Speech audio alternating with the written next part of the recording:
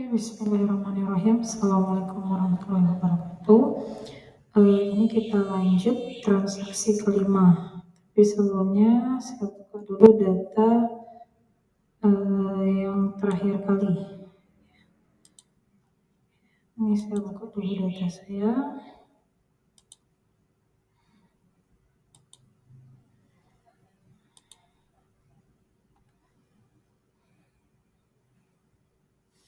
Oke, masing-masing buka datanya. Kita lanjut ke transaksi.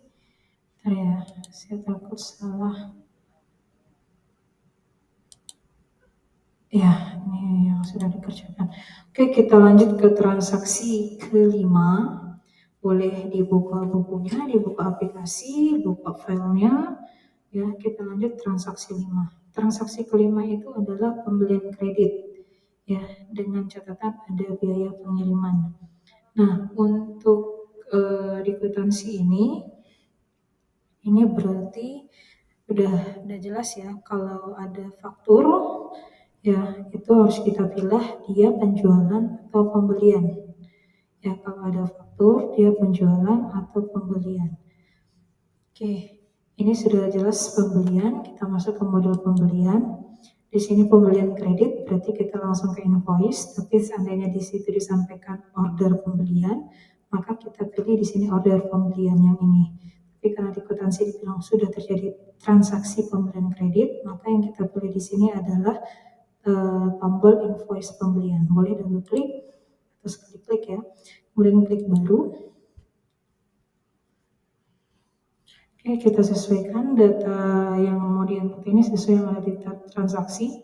Ya, di sini suppliernya, pemasoknya PT Lancar Jaya. Kita klik tombol listnya. Karena tadi sebelumnya nggak ada, sudah saya buat ya. Vendor 5 PT Lancar Jaya. Bagi yang belum ada, boleh klik baru. Ya, diklik baru. Kemudian nama perusahaan tulis PT Lancar Jaya. Tipenya vendor, kemudian klik rekam ya. Tapi bagi yang sudah ada, ini saya double klik di sini tadi saya sudah buat nomor pembelian otomatis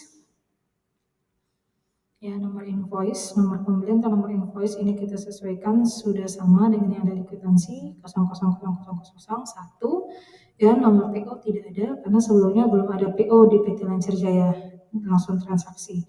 Tanggal 9 Januari ini kita sesuaikan di data, pembeliannya tetap, karena ini kredit, checklist tunai ini jangan di checklist. Jadi kalau seandainya ada pembelian tunainya kita checklist, tapi seandainya pembelian kredit, kita ini sudah tampilan untuk tampilan kredit ya. Ini kita klik di sini, double klik ya, kita masukkan data pembeliannya B01, double klik ya. Di sini ada kolom 2, diterima dan di order. Nah, karena ini sifatnya bukan order, tapi emang sudah terjadi transaksi, maka kita isi unitnya itu, jumlah unitnya itu di kolom diterima. Ini di kolom diterima, jumlahnya itu ada 10. Harganya, ya di sini otomatis sudah ada yang pernah kita input, tapi kita sesuaikan lagi yang ada di kwitansi ya. Kwitansi itu jumlahnya itu adalah 73.000. Cek di buku ya. Kemudian dibilang VAT-nya strip. VAT strip berarti ini tidak kena pajak. Jadi kalau tidak kena pajak, ini sudah pas ya. Kemudian di tab ya, di keyboard ada tulisan tab di tab ya. Kemudian kita input kode barang yang kedua itu B02. Oke, jumlah barangnya ada 10. Harganya 121.000, tidak kena pajak. Oke, kode barang ketiga B03, jumlah yang dibeli 5, jumlah harganya 65.000. Oke, tidak kena pajak juga. Oke, kita lanjut. Ternyata di kwitansi itu ada biaya pengantaran ya. Nah, biaya pengantaran ini ya masuk ke dalam biaya lain-lain. Ini kita checklist Nah, ini bisa kita sesuaikan ya, biaya apa, biaya lain-lain itu. Entah biaya pembelian itu mungkin ada biaya akomodasi atau biaya kerusakan atau seperti jaminan ya, boleh disesuaikan, dipilih akun biaya apa. Nah, emang ini untuk biaya pengiriman. Ini kita klik nama akunnya sudah beban pengiriman, sudah pas, berarti kita lanjutkan. Oke, kalau sudah kita pas, ini kita klik sekali. Ya, mungkin kalau di tampilan putih, kursornya di sini tidak kelihatan, tapi kalau di tampilan backgroundnya hitam, ini kursor kita sudah hidup ya, sudah nyala, ibarat tinggal diketik aja. Oke, di situ di data biaya pengantarannya itu nilainya 100.000. Klik 100.000. Total pajak 0 karena emang sudah di data emang tidak kena pajak. Total setelah pajak 2365. Sudah pas, saldo terhutang juga 2365. Nah, untuk data ini sudah pas. Coba kita bagian di sini. Ya, bagian di sini tanggal pengiriman kita sesuaikan dengan tanggal transaksi karena tidak ada data tambahan untuk tanggal pengiriman. Jadi kita samakan aja dengan tanggal transaksi.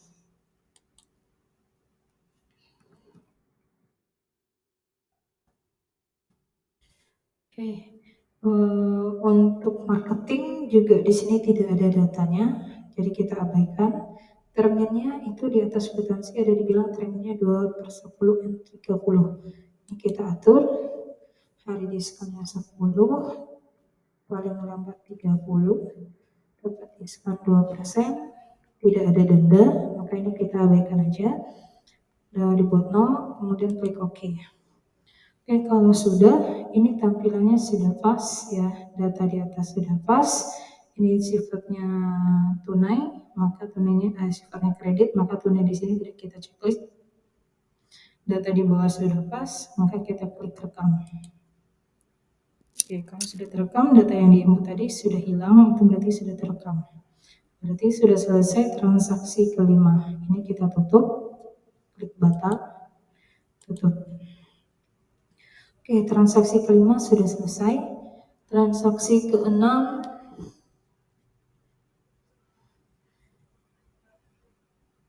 itu adalah biaya operasional, kebersihan, dan keamanan. Oke, kita analisa dulu biaya ini kas masuk, kas keluar atau non kas. Sudah jelas ya, biaya berarti kas keluar. Kas keluarnya ini bukan untuk beli barang, maka kalau kas keluar bukan untuk beli barang, modul yang kita pilih adalah modul kas dan bank. Oke, kita pilih yang bagian kas keluar, karena emang ini kas kita keluar bukan kas masuk, kita klik di kas keluar. Kemudian kita klik baru, kita isi datanya sesuai yang ada di kwitansi. Di bagian keterangan dibilang pembayaran iuran kebersihan dan keamanan menggunakan kas bank ini kita ganti menjadi kas. Ya, penerimanya itu dibilang ketua lingkungan. Nah, ini kita pilih tabelnya di sini. Kita cari ketua lingkungan. Karena ketua lingkungan nggak ada, kita buat baru. Ya, nah ini harus perhatikan kapan bisa tipenya customer, kapan tipenya vendor. Jadi saya ingatkan lagi, tipenya customer kalau itu adalah kepada pihak yang akan kita menerima uang. Jadi kalau kita akan menerima uang dari pihak lain, menerima uang dari pihak lain, ya itu sifatnya tipenya customer. Tapi kalau seandainya kita memberikan uang kepada pihak lain, memberikan ya bukan menerima, memberikan kepada pihak lain, maka tipe di sini vendor. Nah, kalau kita lihat di sini kita menerima atau memberikan. Kalau kita bayar berarti kita memberikan. Kalau memberikan berarti tipenya vendor. Ya. Oke, namanya adalah ketua lingkungan. Karena ketua lingkungan ini bukan sifatnya usaha, perusahaan, kita ambil yang personal. Ya, kita klik rekam. Ya, oke kita cari ketua lingkungan di bawah ya. Nih, kita double klik. Oke, sudah masuk ketua lingkungan, nomor ceknya sudah pas CD002, tanggalnya 11 Januari. Kita sesuaikan. Oke, jumlah yang kita bayar 51.000. Oke, di tab kalau sudah, memonya kita sesuaikan aja yang ada di kwitansi, pembayaran, iuran, kebersihan, dan keamanan. Oke, ini logikanya yang di kredit kas, yang di debitnya apa? Kalau ini iuran kebersihan berarti adalah beban, ya, pembayaran beban. Ini beban kita buat akunnya, kita cari beban kebersihan dan keamanan. Oke, kita cari beban.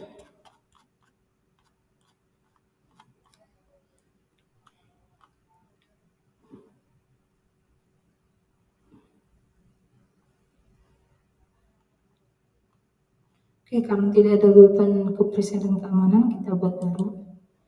Ya, beban kebersihan dan keamanan kita alokasikan dia ke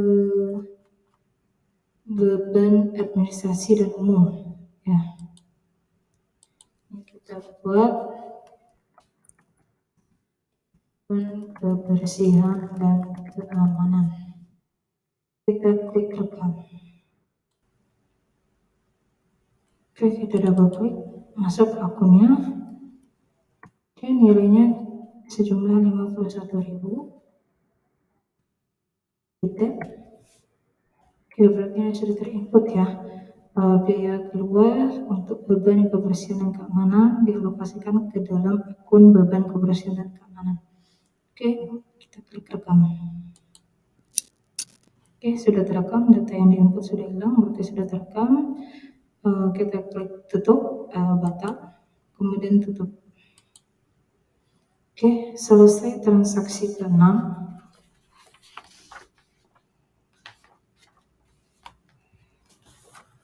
Kita lanjut transaksi ke-7. Transaksi ke-7 itu adalah pembayaran hutang. Untuk pembayaran hutang sudah pasti kas keluar. Kas keluarnya untuk bayar hutang. Kalau hutangnya itu timbul hutang dikarenakan beli barang, maka itu adalah modul pembelian. Tapi kalau bayar hutang bukan karena pembelian, maka itu kita gunakan kas di bank. Nah, dilihat di buku, di pembayaran hutang bahwasannya itu udah jelas pembayaran di keterangan ya, pembayaran atas faktur. Kalau udah atas faktur itu adalah pembelian, kalau nggak pembelian penjualan ya. Oke, kita klik pembelian karena ini bayar hutang, maka kita pilih di bagian pembayaran hutang usaha. Kita klik baru. Oke, kita samakan aja di kwitansi bahwasannya di bagian keterangan dibilang dibayar melalui bank. Oke, akunnya sudah pas bank, nama diterimanya dari CV Riung Jaya. Ya, di bagian atas judul perusahaan di bagian invoice disebut di situ CV Riung Jaya. Oke, kita pilih CV Riung Jaya. Ya, nomor ceknya sudah pas CD0003, tanggal transaksinya tanggal 12 Januari. Jumlah yang dibayarkan dibilang di situ bukan 6 juta ya, tapi yang dibayarkan 1250. Kita tulis 1250.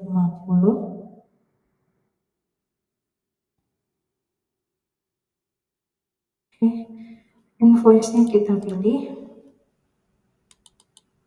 Di invoice ini, CV Rinja itu punya saldo hutangnya 6.025, tapi yang dibayar di dalam kwitansi itu, lihat di buku, yang dibayar adalah 1250. Maka jumlah dibayarnya kita sesuaikan dengan yang ada di kwitansi, yaitu 1250. Oke. Ini boleh kita tambahkan keterangan Bayaran faktur, invoice,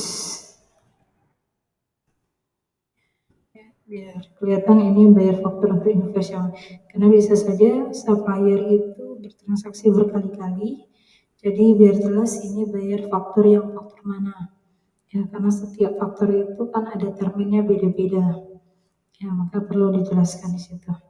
Oke, ini sudah selesai di input ya, akun sudah pas, penerima sudah pas, tanggal sudah pas, jumlah yang dibayarkan juga sudah pas ya.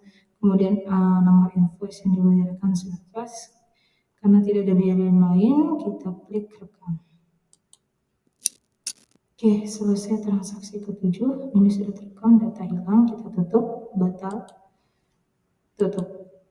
Nah, selesai transaksi ke-7, kita lanjut transaksi ke-8, itu penjualan tunai. Ya, kalau judulnya kita tutup, kita lihat di situ ada faktur penjualan.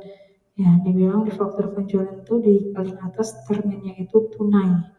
Ya, ini kita sudah jelas penjualan, kita masuk modul penjualan. Nah, baik penjualan tunai maupun kredit, langkah berikutnya itu adalah klik tombol invoice penjualan. Oke, kita buat baru.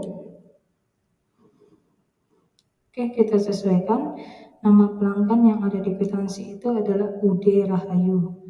Kita klik tabel listnya. Karena di sini tidak ada UD Rahayu pelanggan kita, maka kita klik baru. Ya, sudah pas customer, kita sesuaikan nama pelanggannya UD Rahayu, customer tipenya sudah pas, kita klik rekam. Oke, kita pilih UD Rahayu, ya nomor fakturnya di kwitansi udah ditulis nomor fakturnya 0002, nomor ordernya nggak ada, tanggalnya kita sesuaikan yang ada di kwitansi itu 16 Januari.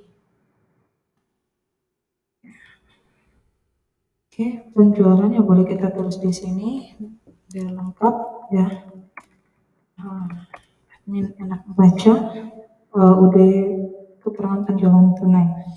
Nah, untuk penjualan tunai di bagian invoice ini, kalau dia tunai, kita checklist bagian di sini tunai. Ya, tampilan udah berubah ya. Ini bedanya tunai dan kredit. Kalau kredit ini tidak kita checklist ya, ini tampilan tidak ada checklist. Tapi kalau dia tunai, ini kita checklist. Ya, oke, kita masukkan data barangnya. Data barang pertama B01. Oke, di tab. Ya, karena ini bukan sifatnya order, maka kolom yang kita buat di sini adalah di kolom dikirim. Jumlahnya 2, harganya kita lihat di situ 135.000. Ya, kita lihat di data ternyata ada pajak. Ya, kalau ada pajak, kita ganti menjadi value tax. Kita tab. Oke, kita masukkan data yang kedua B03. Kita tab, jumlah barangnya 4, harganya 75.250. Kena pajak, value tax, kita tab, masukkan data yang ketiga B06.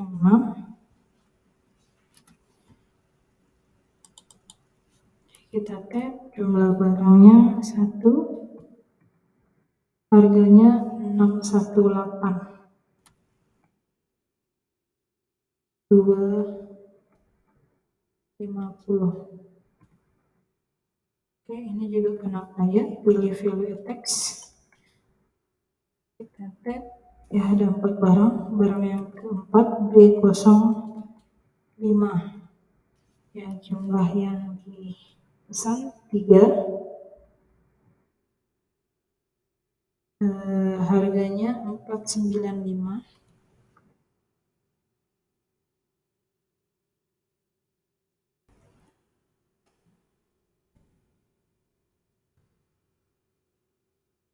Ini juga kena pajak. Oke, karena ini penjualan tunai ya udah masuk data semua, ya. Kebetulan di sini tidak ada biaya lain-lain, cuman di keterangan di sini ada si tanggal pengiriman kita samakan aja dengan tanggal faktur.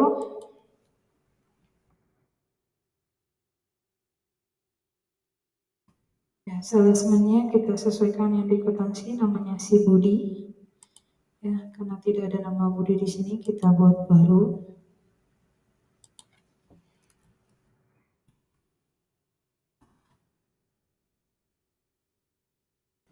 Ini bisa dibuat baru ya. Bagian apa kita bisa sesuaikan. Bagian marketing.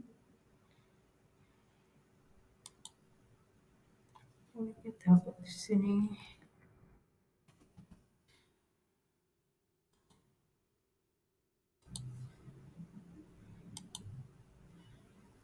Oke.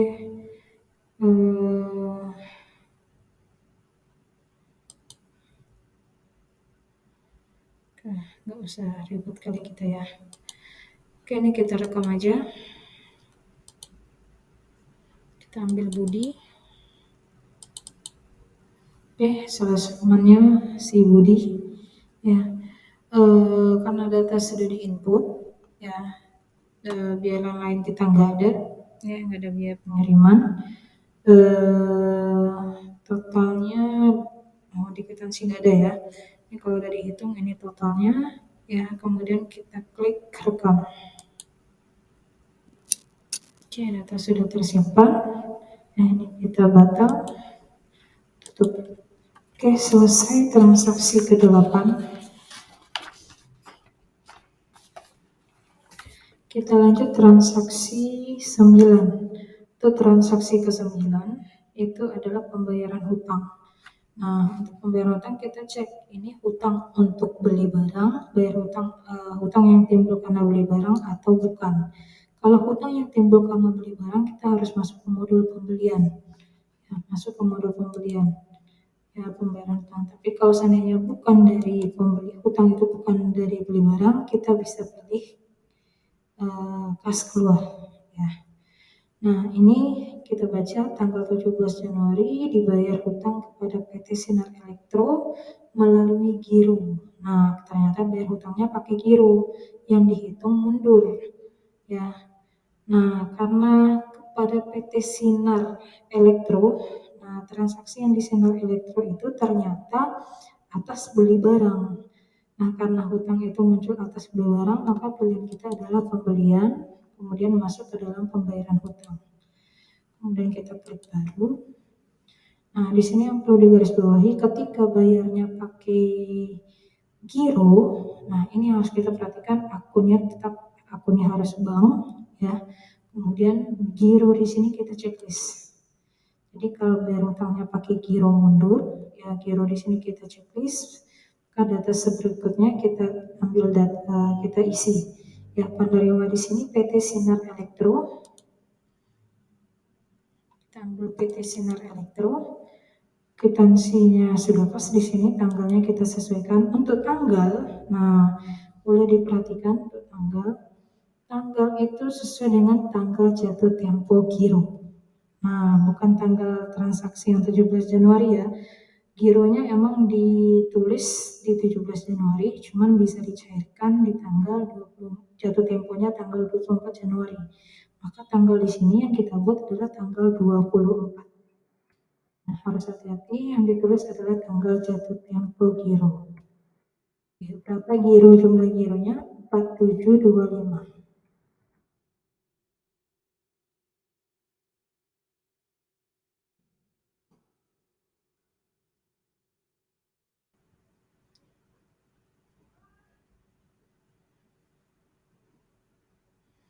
Oke, kita pilih invoice-nya. Invoice-nya itu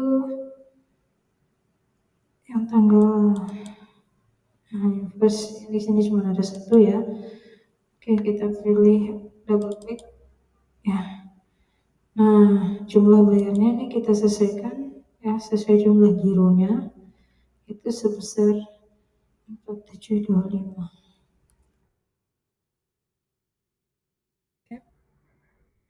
Oke, kalau sudah di tap ya nggak ada biaya lain lain. Nah, ya, checklist giro sudah kita checklist karena pakai giro mundur. Tanggalnya ini tanggal jatuh tempo giro. Jumlahnya sebesar sama jumlah yang dibayar ini sama. Ya, kemudian klik rekam. Nah, ini akan diarahkan ke nomor giro. Ya, nomor gironya lihat di buku, nomor gironya itu BG triple 0 double 11. Tanggalnya ini tanggal jatuh tempo giro. Tanggal jatuh tempo giro tanggal 24. Ya, dia nggak bisa untuk tanggal ini harus satu-satu.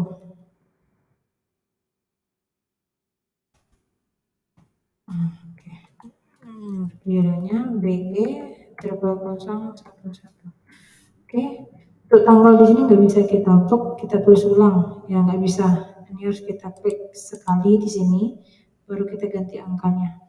Oke, ini nomor giro sudah masuk, tanggal jatuh tempo gironya itu tanggal 24, kemudian kita klik OK. Oke, ini kita klik OK.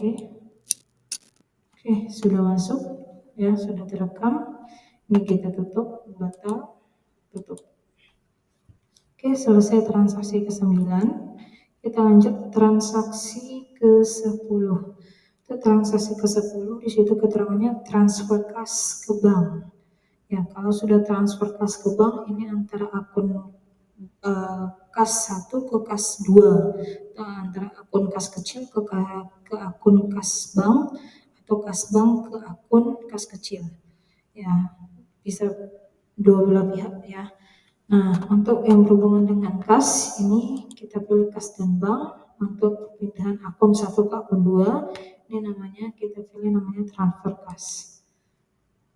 Oke, ini dibilang bahwasannya bukti di soal Bank BC dan ABC. Jadi PT Sumber Rezeki mentransfer ke bank.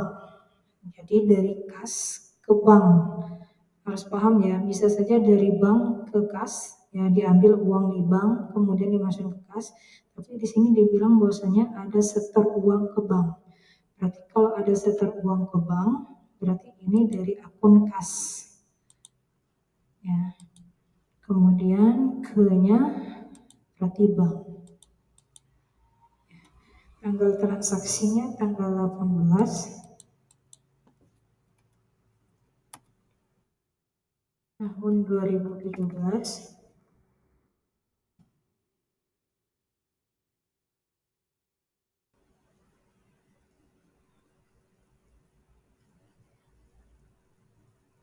Oke, kalau sudah kita klik nilainya.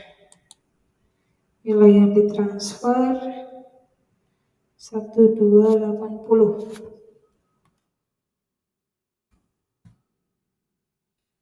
Oke, kalau sudah ini kita klik rekam. Oke, ini udah terekam artinya ya. Data yang diinput tadi udah hilang. Datanya udah terekam, kita tutup, batal. Transaksi 10 selesai.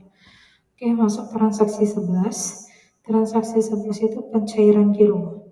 Jadi untuk pencairan giro, ya yang tadi giro mundur yang kita buat, itu kita ambil di modul kas dan bank. Ya, karena berhubungan dengan giro ya beda ya. Kita masuk kas dan bank, giro, ya kas dan bank, kemudian pilih giro keluar. Nah, ini ada data yang sebelumnya sudah kita buat. Kita klik ya sekali aja, nggak usah double klik, klik sekali aja. Kemudian di sini klik giro cair.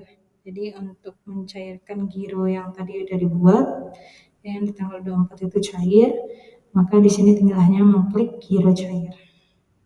Karena emang transaksinya itu kalau secara akuntansi sah itu di tanggal 24. Ya, udah dibuat duluan, tapi pas tanggal 24, pas di tanggal 17 sudah dibuat, pas di tanggal 24 kita tinggal klik giro cair.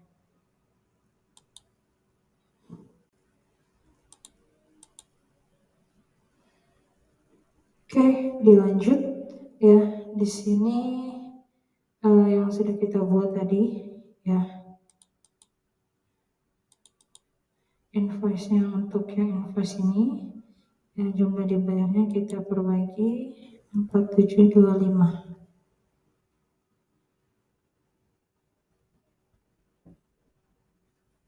Oke, kalau sudah ya,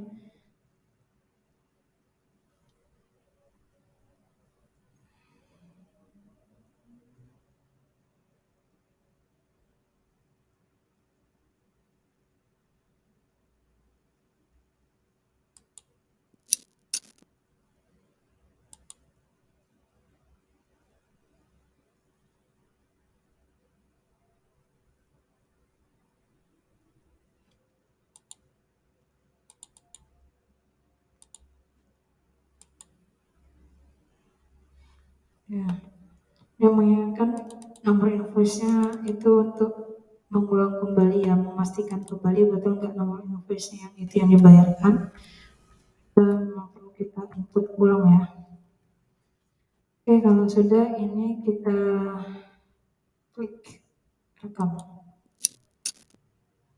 Oke, ini kita tutup batang, kita tutup. Oke, selesai transaksi 11. Transaksi terakhir, penyesuaian barang rusak. Untuk penyesuaian barang rusak, kita masuk ke modul persediaan. Ya, tidak ada hubungan dengan kas, pembelian atau penjualan. Ini adalah tentang persediaan. Barang yang rusak itu bisa kita sesuaikan di pemakaian penyesuaian barang. Ini kita klik baru. Oke, revenue biarkan aja. Tanggalnya kita sesuaikan, di situ dibilang tanggal 30. Oke, penyesuaian. Nah, kita pilih barang yang mau disesuaikan itu TV 1 unit TV 20. Ini dia. Ya. Jumlah yang diinikan 1 unit. Ini perlu diperhatikan, kalau seandainya barang rusak, maka barang itu kan harus dikurangi. Kalau barang rusak kan barang harus dikeluarkan. Jadi kalau barang itu dikeluarkan, kita harus buat jumlahnya itu ada negatif dulu baru jumlah barang. Ya, jadi minus angka 1. Tab. Ya, jadi kalau barangnya rusak atau barangnya tiba-tiba kok jadi banyak, tapi jarang ya barang jadi banyak. Yang ada sih barang rusak, barang berkurang. Nah, kalau emang barang itu berkurang, ini minusnya kita buat. Ya. Kemudian akunnya di sini kita pilih persediaan barang dagang, ya, mengurangi nilai persediaan. Maaf, akunnya di sini penyesuaian barang, ya. Kebetulan ini sudah di sini dilinkkan dengan akun penyesuaian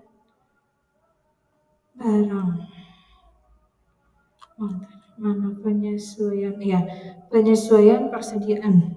Ya, nama akunnya ini kita alokasikan ke dalam akun penyesuaian persediaan. Oke, job nggak usah diedit. Oke, ini udah selesai. Ya, tanggal sudah pas, keterangan sudah pas, nama barangnya TV 1 unit berkurang minus 1.